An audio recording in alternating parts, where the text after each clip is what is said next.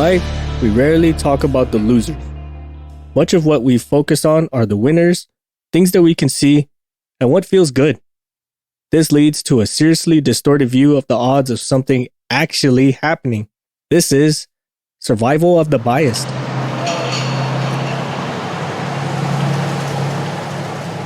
So what's our topic of discussion today, Six? So, I know we've always seen like stories and whatnot about how people like overcome odds and just straight win, like college dropout turn billionaire, or companies that started from nothing and then all of a sudden they're freaking big and shit. That's fantastic. Great ass stories.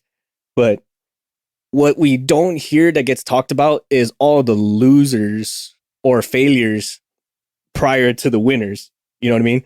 Like, we just focus on like all the winning cases, but we don't see how many losing cases there's been prior to that. So we're having like this skewed measurement of how, oh, if you follow these steps, you can be awesome too. Like, oh, fantastic, that's great. But then you see like all the onesies and twosies that tried the exact same thing and then they either fell short or just didn't kick off at all. And yeah, you wonder how many Amazons have been out there. Yeah. How many UPSs, how many tech companies, right? That's a massive one, like Apple, right? Mm-hmm. All these companies started in a garage.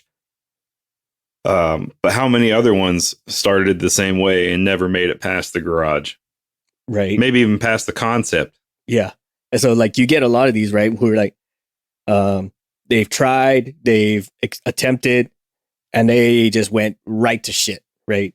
So this kind of horse blinders, if we should call it that, is survivorship bias. Right. It's where we focus on what we can see, aka the winners, the billionaires, the out of nowhere successes, the garage band to now like the touring around the world type, and just straight up ignore the losers or the things that we cannot see. And that just distorts our ability to calculate the odds of something actually happening. So we're referring to like this one article about survivorship bias, and it's about, and like I said, it's about survivorship bias. So what is that for us that never had any major education or continue to use that? Survivorship bias is a cognitive shortcut that makes you ignore everything that didn't survive some kind of selection process, focusing instead on only the winners in a particular field. Wow, I can think of so many examples of this right off the bat. Well, yeah, and so the only successes of those businesses, of those individuals, it looks like they just found their niche, right? They just said, I'm going to do this, and they became overnight successes at it, and it looks like it was just so easy for them. And I think that's where everybody gets skewed, and they say, I can do this too, right? They did it, I can do it too. And sure, you can. But what a lot of people don't talk about is how many times they failed to get to there. And you can, I mean, even musicians and stuff will discuss, you know, they'll say, man, 10 years it took me to get to this one spot, and it just hit the right desk of the right record producer, and then finally I got my chance. But it was 10 years of trying, of grinding, the day in, the day out, working a mediocre job that they didn't give, a damn about. Yep. All while working the thing they really wanted to do as a side project until it eventually just hit. This reminds me of what's the name of the author for the Harry Potter books? J.K. Rowling. I don't follow her actual story that well. I just remember somewhere I was reading along the lines like she was basically about to go broke. Her whole livelihood was about to turn to absolute trash, and then she just so happened to write a book, which was the first Harry Potter book, and she just shot it up the line, and then it just turned into an instant sensation like overnight. And I could imagine like the 1 in a million odds, or however many millions of thousands of whatever odds of something you just did, however long it took her to write it, and it just be turned into an instant hit right off the bat. Like, and then you get other individuals who see that like, oh shit, well, if she could do it, then yeah, I can do it too. And then they start writing their own little novels and just expect it to turn great overnight. And Yeah, they want a New York Times bestseller right away. But I think J.K. Rowling wrote that book while living in her car. Like that was like, she was one step away from being completely homeless. yeah, something like that. I remember it was like real dismal for her. Like it was make or break, and then that was like, well, it's either I shoot my shot and I hit the target, or I just point it upwards and just let it rip, So Right. so again, like in a nutshell, survivorship bias implies that the highest performing realization will be the most visible. And why? Because the losers don't show up. You never want to hear a story about how someone failed or how someone lost. You always want to hear the success story, like I did X and now I'm freaking fantastic, or we tried this and it worked first try. Like, sure, that's what the narrative will say, but of course, you don't hear how many times they bang their head against the wall.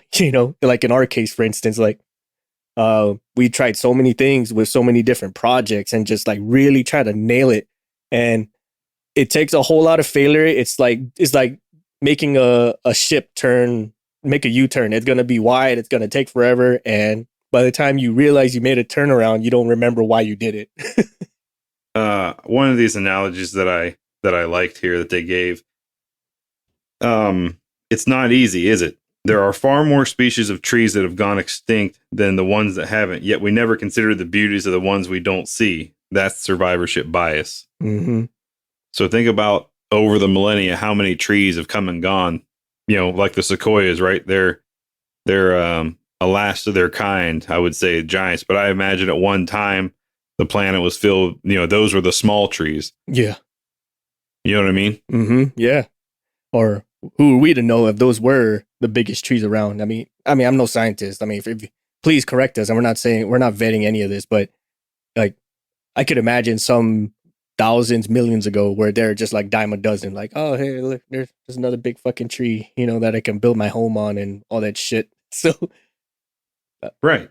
and so why survivorship bias, or why, like, what's so enticing about it? For one, it makes us feel good. The simple reason is we lean into it because we like hearing stories of how people just overcame, right? Like, it just makes you feel good that their chances of success were so high. I mean, were so low, but yet they still made it happen. That's what we want to hear, because we feel that in ourselves too. Like, well, shit, like if this guy who had next to nothing, qualifications, friendships, whatever, and then they just hit the stars in the first shot. Fuck, maybe I can too. Maybe I'm that other one in a million that can get it going, right? But it never really sinks in that maybe I'm just one of the others who just tried it and fucked up. Well, think about. All right, let's just use movies, right? Everybody loves a feel-good story. Mm-hmm. So let's use like a World War II movie, for example. Right. And they show you, fighter pilots going in, and they show, these two or one or two ace pilots who fly around, and they're taking Luftwaffe and Japanese Zeros out of the air left and right before they can bomb Allied troops and fly into ships and all that kind of stuff, right? Right. And they succeed and they make it home, and at the end of the day they're standing in New York kissing their favorite girl because they made it home from the war. But what you don't see is the 49 other plane from their squadron who didn't make it. You know what I mean? Yeah. Those guys, the survivorship bias, right? Mm-hmm. We only want to see the feel good side from the two that made it, not from the 49 others who didn't. Right. Going on to World War II planes, this is another fun story that kind of highlights survivorship bias. So like World War II bombers, they were like big, they were easy targets. They always get shot the hell up whenever they go on their mission flights and whatnot. So they were doing a study a bunch of times of where to put armor on these bomber planes. And so they would look at the ones and they see all these holes, and they say, well, okay, so here's a hole. We should put some armor over there. I mean, initially that would make sense, right? Like, hey, here's a hole. Let's put some armor up right there because that seems important. And then one of these mathematicians that were helping that whole armor up project was like, maybe you should rethink that decision because, yeah, they have holes and shit, but they came back, you know? So Right. all They the made it home. yeah, so all the places that had holes, we've kind of, the math will say that they can still fly with all those holes. It's all those other places that where you don't see the holes, that's the places you want to put the armor on because if if any of the bullets hit there, then they're almost likely to go down. So Yeah. So we know what the plane can take and survive through, yeah, but we don't know the impact of if it hits the tail and hits all your control cables. They even have a picture here of it, right? yeah. So it's got of this looks like a what do you think that is, a B-25? Yeah, I think so. I'm not really good with World War II planes, but Anyways, yeah. it's got all wingtips, center fuselage, and then your stabilizers in the back just all shot to shit. Where there is no holes are the engines, the cockpit, the nose, and then the main part of your tail going back where all your control cables are run through. Mm-hmm, mm-hmm. If you didn't see the math or you didn't see the picture full of holes, you would just say, "Hey, we need to armor up this plane." You would look right away and say, "Well, there's all full of holes. We should probably plug some armor there." And then it took a mathematician and a bunch of other smart individuals who said, like, "Yeah, maybe we should put armor where the places where it didn't get shot up because if we were to look at all the planes that crashed, I can almost guarantee you they have holes in those spots." So again, right? The survivorship bias is like, well, it got shot to shit, but I made it back. But it was a terrible experience, but I still made it back. So we should armor up here. So, and then again, that goes that we only see the winners. We don't see the ones that lost that failed, that lost, or in this case, lost their lives. Right. So little critical thinking, right? Mm-hmm. Or maybe just thinking outside the box. Yeah, okay, we know where it got hit, but it made it home. Imagine if nobody thought that, though. I mean, up armor in all these areas and then getting cockpits and everything else blown to shreds. Right. And another one, this kind of goes into like our previous lives in one of our job areas where you would see individuals who like are just dumb as fucking rocks. Like just, there's a little bit of bias on my end. I admit this, but they didn't seem like the sharpest hammer in the light bulb box. If you catch my drift, but but these guys are like in charge of people. I'm like, how the fuck are you in charge of people? How are you running projects? How are you in charge of budgets? How are you doing anything shy of just sweeping the fucking floor? Right. And I'm sure a lot of you out there have had this experience too. Like, how the hell this person must either know someone big or he must have polished a lot of chrome in his lifetime, his or her lifetime, whatever. But again, like, you just see like this person made it. I'm like, fuck, dude, if that's all it fucking takes, I just got to weasel. Yeah. I just got to weasel my way to the top. That's a good point because we see the success stories. When you see those success stories and you go, that one doesn't make sense though. How come I'm still here if they're up there? Yeah. What did I miss? What am I not doing? Right. You know? Yeah. But what you don't hear is there were people better than person X, like just scores better to just even a marginally difference better. And the only reason why they're not on the top is either because they took their kit and caboodle somewhere else, or they just felt like they didn't want to deal with the BS and then they left. So what happens? The scum rises to the top and now they're in charge because there's no one better to challenge them about it. You know, you don't hear those stories. You just hear the parts like, well, scum rises. There he is. And we're just here to fucking deal with it. Yeah. They just played the long game. Yeah. And won. Here, three words for you and I in that time of our lives. Fooled by randomness.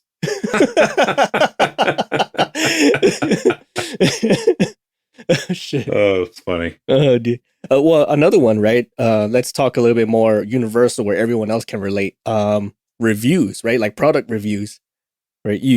I don't know if anyone else does this, but I totally do it. Whenever I go buy stuff, I read the reviews too. Like, I don't just want to see what it does. I want to see what other people have said about it. And, you know, when you see a whole lot of 5 stars, like 5-star, 5-star, 5-star, 5-star, like, okay, this must be great. And then you see that one lone 1-star, like, wait a minute. Okay, what did that person have to say? And they just give like just trash reviews, right? But with all that, yeah, so you wonder how many other trash reviews are out there that people didn't bother wasting their time with. Exactly. Like, how many people, man, they just so fucking pissed off about this. They just decided not to write a review. Like, I'm so fucking mad at this. I just want nothing to do with it. I want nothing to do with the product. I want nothing to deal with the service. I don't even want to see that person who sold it to me ever again. You know, how many of those cases? I don't think there's any real metric for that, if there is one. But, you know, that's another thing. Like, the glowing star reviews they don't really balance out if the only, like, or it kind of sounds like it's bought. You know what I mean? Like, they just paid someone like, yo, like, hey, like, give us a review. We'll get paid. We'll send you one for free, or we'll give you some money or some shit. I'm like, oh, okay, sure, no problem. All right. Yeah. Well, that's exactly it. Or who's to say it's not family members? Hey, get on there real quick and write up a review. You know what I mean? Hey, get on here real quick and write us a good review. I'm like, man, your product, it's falling apart though. Yeah, but just write us a good review. Okay. You know, no skin off my back. But you could also apply this right to your shop in your hangar. You know, if you're looking to hire new employees or promote up or you know, bring from one shop to another, you know, to promote or cross train or whatever you're going to do.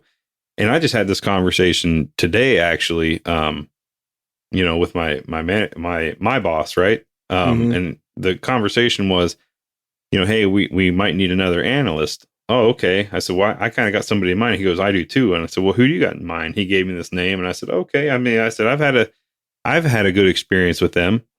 I know you have a good experience with them. Everybody else says they seem to have a good experience with that individual. I said, however, I've got 2 people in my shop that they're the negative reviews, right? Yeah. Now they've worked with this person in the past. And all I told my boss was, I said, hey, I would talk to those 2 before you make a decision. He's like, well, they'll just have to get on board. I'm like, well, hold on. I was like, you need to like consider their points of view, because nobody's perfect, right? So, you know, if you have more positives and negatives, fine, but you should really hear out what those negatives are, because, you know, they might be a deciding factor. Well, if it's, you know, 5 positives and 2 negatives, the 5 wins out. Okay, but what are those 2 negatives, right? Oh, well, he doesn't tuck his shirt in, you know, when he should for important meetings, versus he sometimes fudges numbers and lies on his reports to make his stuff, to make the numbers look better, to make himself look better, or goes behind people's backs and undermines the projects that they're working on, and this and that, right? There's 2, yeah, they're negatives, but what's the severity of the negative? Right. Yeah. Or, you know, or it's one of those, or it could also be one of those like, hey, what do you guys think of this? And right. And everyone just kind of nods along in silence just because they just want to get it over with. Like, hey, what do you guys think of this plan? Yeah, sure, whatever. Or like those surveys you get at the end of a test or some shit. Like, how was the material? Did you learn anything? Are you going to highly recommend this? Like, yeah, sure, whatever. Neutral. Just to fucking get it over with so I can go home, right? Right. And then once in a while, you'll get somebody who speaks up about something like, yeah, I think this is fucked up, or I think this policy is trash. And then all of a sudden, like, everybody starts agreeing with like, yeah, oh, by the way, yeah. And then their feelings really come out. And like, I'm glad you said that. I'm glad you brought up policies, procedures. Shoot, just even use your maintenance manuals for your aircraft in there, right? Yeah. Not all maintenance manuals are perfect, especially if it's a newer airframe that's out there flying around. It might be missing a lot of data. But if you go through and say, hey, we need you guys to review this this maintenance manual procedure update, we want to come through, right? And everybody just, you know, doesn't even review, just responds approved. Cool. And it gets published. And then the maintainers go out there to work and they go, this doesn't explain how to do this. This doesn't show this part. This is garbage. You know, it's missing 50% of the data it should have in here. Well, shoot, where was everybody at when the reviews came around? What happened there? How did this piece of garbage get floated through? So then it's got to be rescinded, sent back, and started over again, right? So you're just double the time, money, and effort. Whereas if we had just reviewed initially and then everybody says, oh, approved, but you always get that one individual that's like disapproved. And you're like, oh shoot, man, we just had 15 people approve and this one person disapproving. Man, well, I'm going to see what they said, see if it's valid. And then you go through there and, they can put like their comments on the document. Yep. And then you go through and you're like, oh, dang, they got some valid points in here. Oh, snap. I didn't even notice that or whatever else. Right. It's why it's, we only want to see the success. Wow, we pushed this document through the review process in record time. It usually on average takes 30 days and we were able to get it done in 1 week. Yep. Well, why? That would make me go, well, did anybody even read it? You know what I mean? Yes. Yeah. Did anyone even read? That reminds me so much of the episode we had with Jasmine, like way back on our first ever guest episode. So Jasmine, if I remember, she was talking about a story about how she publishes the maintenance plan, like the monthly maintenance plan for the entire division. And everyone's supposed to read and sign this. Like, okay, like we're scheduling this, we're scheduling that. We're going to have these inspections drop. Okay, sign. So, but nobody reads it. They just go through and it's like, okay, where do I sign my thing? Okay, there it is. Go, boom. And then when they start to, so they say approve, approve, approve. And they go to brief the maintenance plan to everybody. They go like, well, what the fuck? We got to do this. We got to do that. I got people going on leave and I got this and this and this. I'm like, time the fuck out. You guys were supposed to tell us this as the plan was going on. Now that it's approved, get wrecked. So. Well, right. Or even if you're going through like a TCTO, right? And you're incorporating a TCTO, a service bulletin or whatever. Mm-hmm. If you don't review that beforehand, you get out there and you're like, oh man, this thing was written terribly. It's missing half the data I need to do. What's my follow-up actions after this? Like, is there any follow-on maintenance I got to do? Is there any ops checks? Mm-hmm. Do I need to take this data and push it to engineering? And if so, who in engineering? Where is it? What am I doing with this? Yep. It just says go out here, remove these panels and install this component. Okay, but where am I getting the component from? What part number do I need? What serial number? Is there a specific dash number I'm supposed to have that'll have a certain applicable software? Like what is really happening here? Yes. I'm just guessing. And so then you start submitting all the engineering memorandums after that to supplement that poorly written TCTO or whatever the case. Which could have been avoided, which is again all additional dollars and time and effort that could have been avoided had the initial look been done. I think I know exactly what you're talking about. I remember this one time you and I were reviewing a TCTO, or it was a modification notice, and then it came with like 6 or 7 add-ons or addendums. Addendums,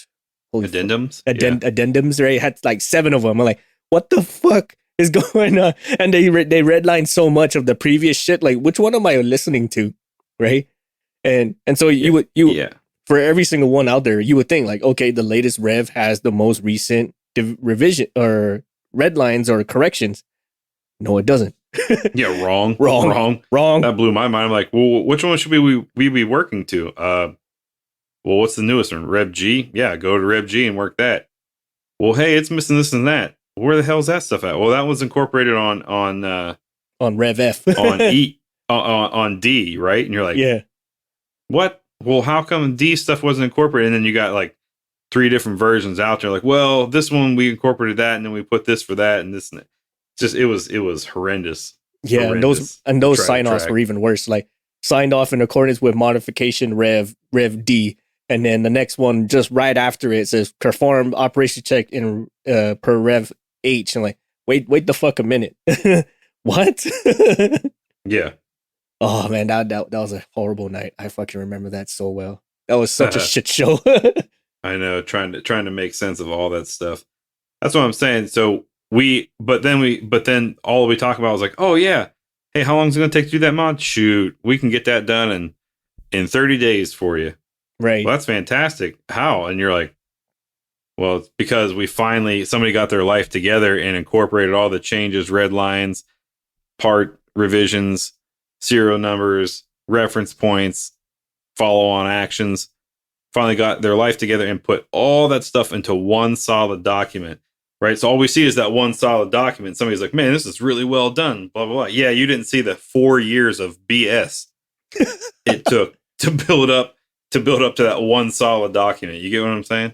Right. Yes. You know? Or what was another one? Jesus Christ. I'm having so many friggin' terrible flashbacks of those right now. There was another one where like the bean counters or whoever is the one who plans out these actions, they say like, well, how long is this gonna take? Oh, it takes about 30 minutes. Like, wow, 30 minutes, all right, cool.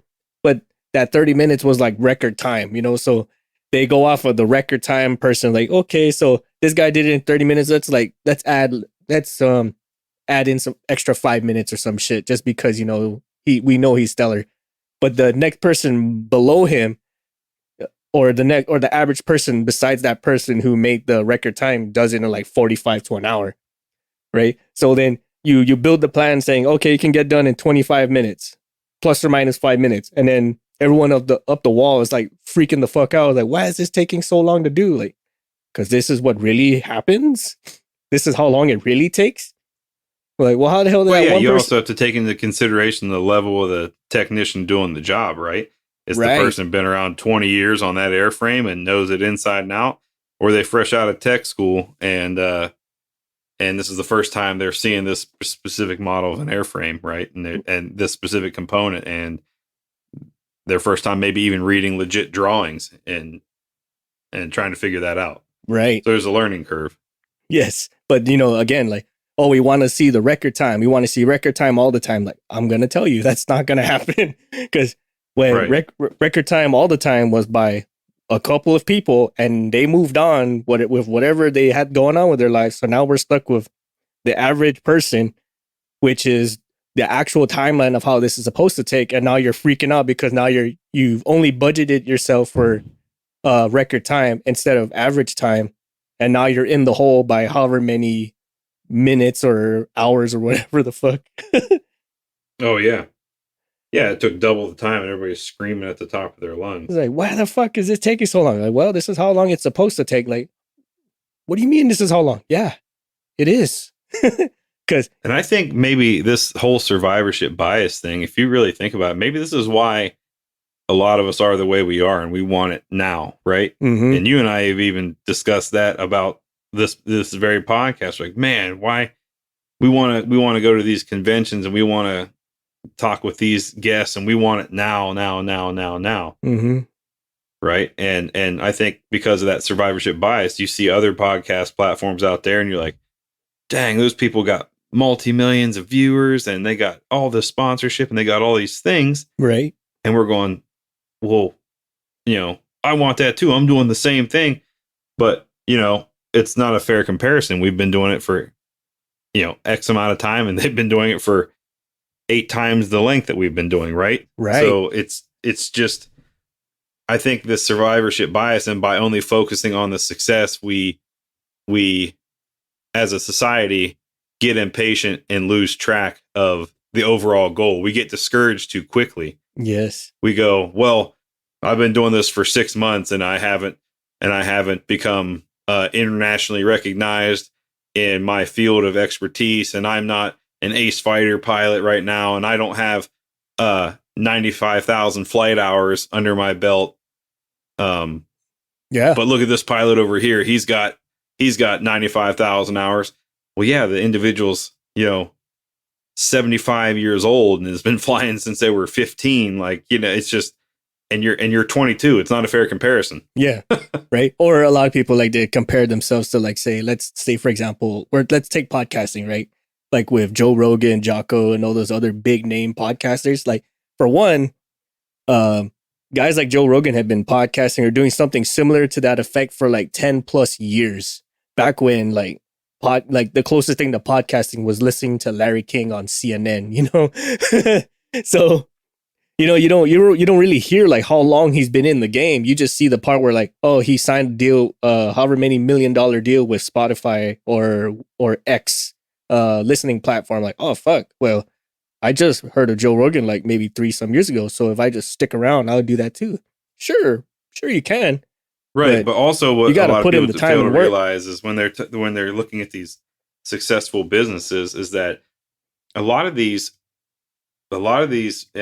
people had a name. They had made a name for themselves even before the thing that they're really popular for, right? Yes. So let's look at like some pro athletes, like, oh man, they're the best. They went straight to pro, this and that. And you're like, well, not really. They were, 4-year all-state basketball player in wherever they grew up. And then, they went to college and played 2 years of college before the NBA said, dang, this person has some real talent. Let's move them up to the big time, right? Mm-hmm. People just think they woke up and were like, hey, you're on the Lakers now.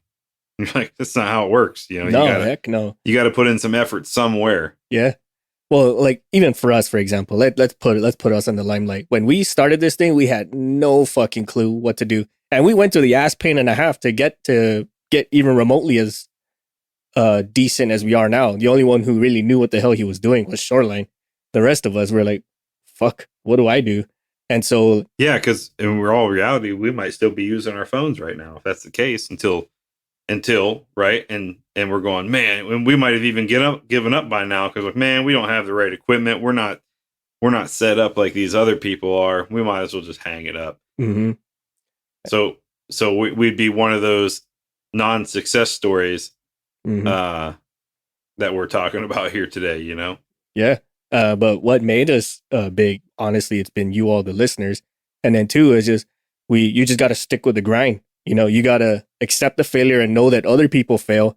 And then for us, we were hearing stories like, if you even make it past episode 7, you guys are you are better than 50% of the podcasts out there.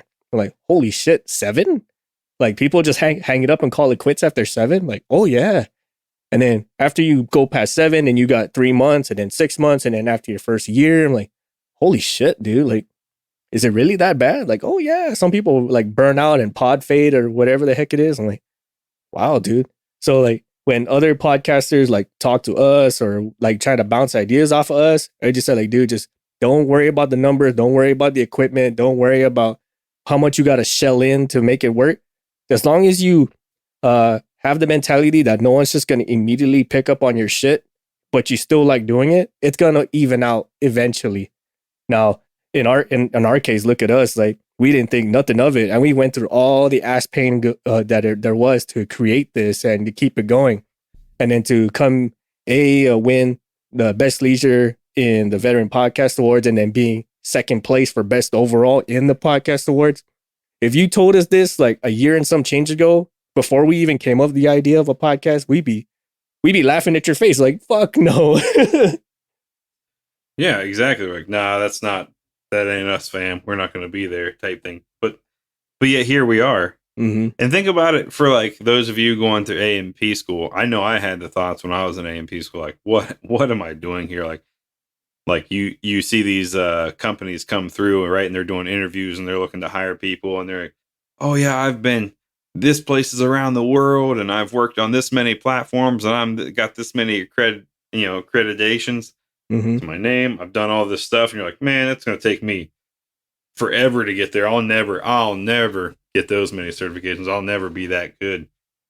Well, don't set yourself up for failure and be one of the unsuccess stories, right? Stick with the grind, put in the time, and you'll get there eventually. Yeah.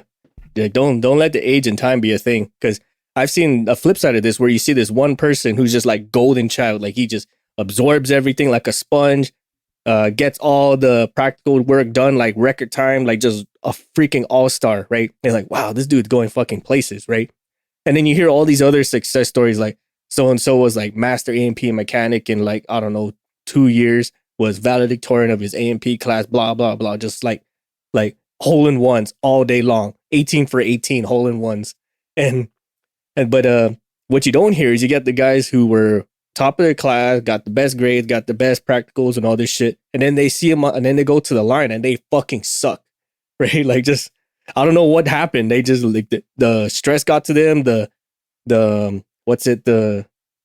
negativity from not just being hot shit from day one got to them, or no one giving a shit that they were like the best safety wire tech or some shit like that. And they're like, and eventually they just stopped trying. Like, well, whatever, fuck it. Well, I like this statement here.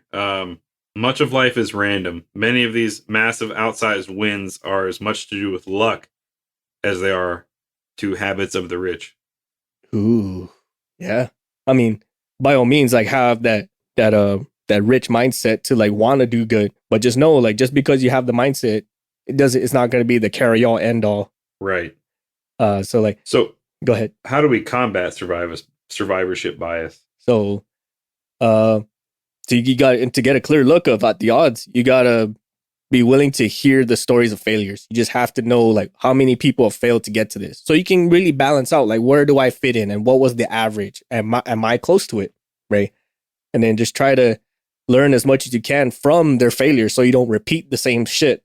You know that there's a reason why people uh publish stuff like lessons learned. Hint, hint, wink, wink for everyone out there. Lessons learned.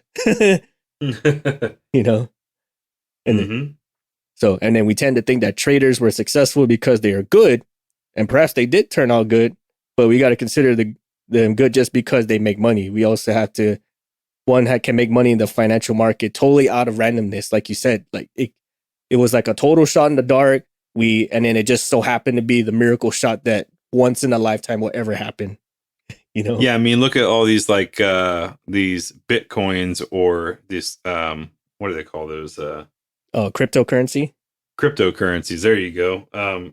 Who would have thought that those would have been as popular as they were? You know, and everybody goes crypto money, so it's just electronic money. What the hell is that? Like that's nothing.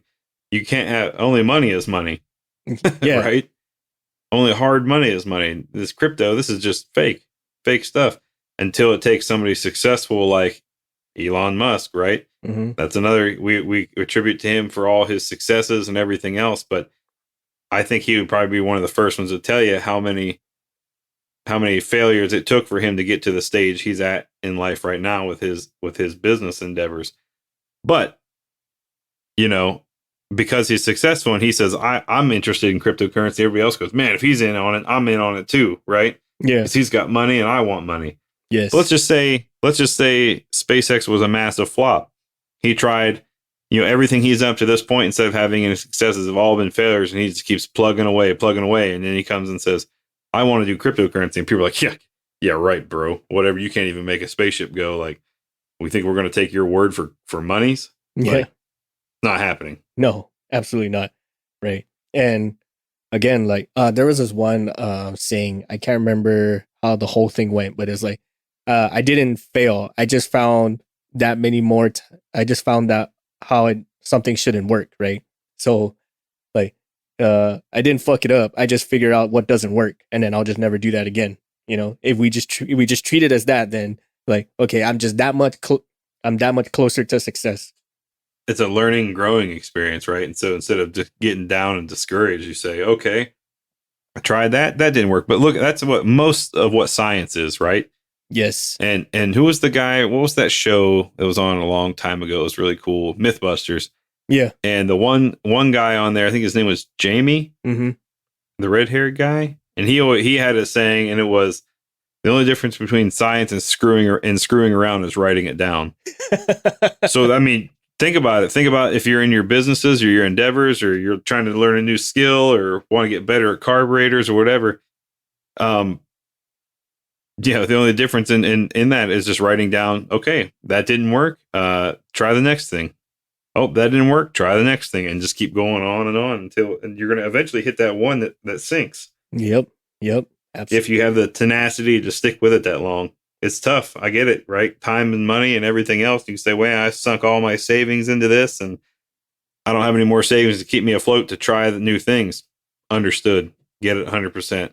Right. But if you have the abilities, hang in there. It'll come to fruition. Right. And again, like don't like put all your bets on the one freaking dice roll, like have a little bit spread out and not all like trying to be on high odds, that goes with anything. Like something like shit like stock, you obviously don't put everything into a high risk gain loss. You kind of want to just spread the load a little bit. But yeah, in a nutshell, that's really what it is. Like it's more or less just exactly like science. It's if you don't write it down and keep track of what you did or didn't do, then you're just shooting in the dark and just doomed to repeat the same shit over and over again with like the just as many odds of hitting the lucky strike than you would if you just didn't start in the first place.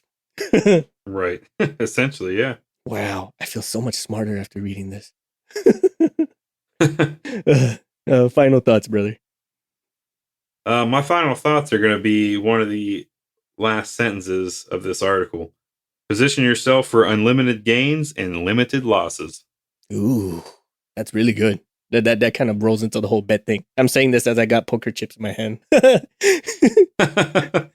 Yeah, let's see what this is. This says quality, and this one says FOD buster. Ooh. Ooh. Who wants a freaking a poker chip that says FOD buster? My final thoughts on this is rinse and repeat what the whole article in MVP said. Like, look at everything, not just the success, hear the failures too, and just weigh it out, like where you are in reference to both the success and the failures, and then learn from what they did do or didn't do, and then tailor that to your style, and then apply it that way.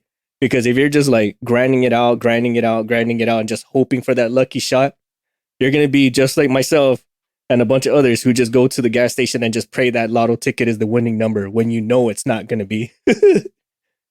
Yeah. Well, hope is a powerful thing, and hope is all we have. Yes, right. It runs on hopes and dreams. Hopes and dreams. Choo choo. But again, like, just apply yourself, know your limits, know where your success and your failures are, document it if you need to, or if you're just really good at keeping track, but somehow keep track and just stick with it. It eventually evens itself out, and then you're at higher odds of hitting success than if you just shoot around in the dark and just pray for that one lucky strike.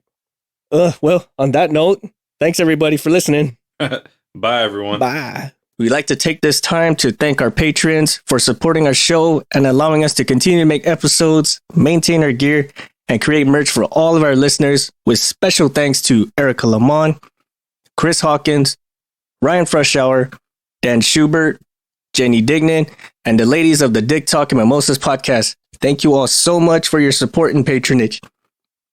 Visit our shop at cancelformaintenance.com and grab some swag to show off both your support for us and your prowess as an aircraft technician. If you have ideas for the show or you'd like to be a guest on the show, visit our contact us section and send us a line. We will do what we can to get your ideas or yourself on the show. You can also follow us on social media, such as on Facebook at Cancel for Maintenance, Instagram at Canx, that's CANX for Maintenance Podcast, or on Twitter at CXMX Podcast. Check out some of our affiliates like Rockwell Time, where they make both rugged and classy watches to fit your lifestyle. Use the code CX4MX and save 10% off your purchase.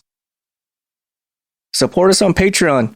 Our patrons get exclusive perks such as access to our Discord, discounts and early access to merch, special patron-only episodes, and so much more. Thank you again so much for listening, and we'll see you next time.